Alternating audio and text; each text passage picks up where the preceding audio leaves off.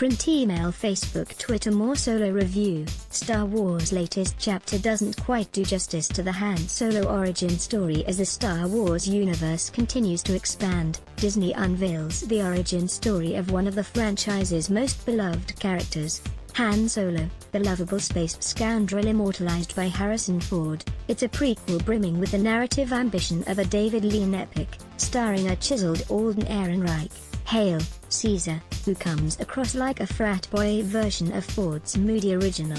To be fair, Solo, the Star Wars story is about how his heart gets broken, so arguably this bushy-tailed depiction makes sense.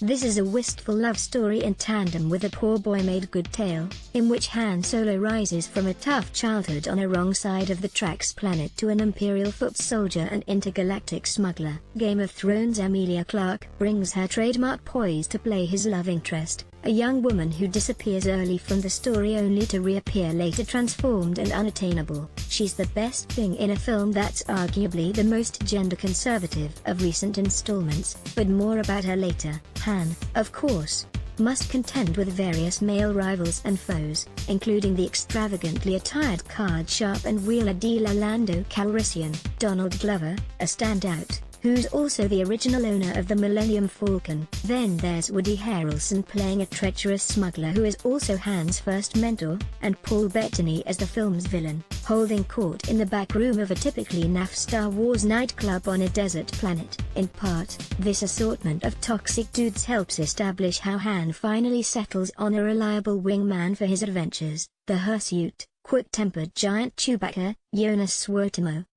This bromance offsets the film's more torturous heteronormative affair and reflects a sunny, uncomplicated ideal of male friendship that has a slight whiff of brothers before hoes.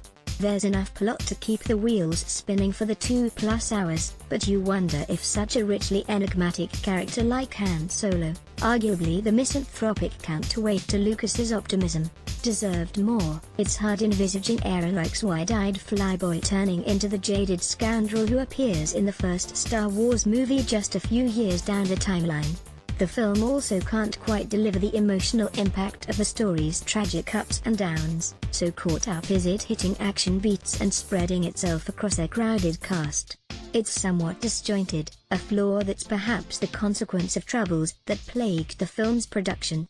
Media player, space to play, M to mute, left and right to seek, 00:4100:0006:41. Veteran director Ron Howard came on board late in the piece, after the original directors Phil Lord and Christopher Miller, a pair known for box office hits like the Lego Movies, who had wanted to push the material further towards comedy, left the project citing creative differences. This handover guaranteed the movie would always end up being a more earnest space opera respectful of the franchise lore, but it has resulted in something less than groundbreaking.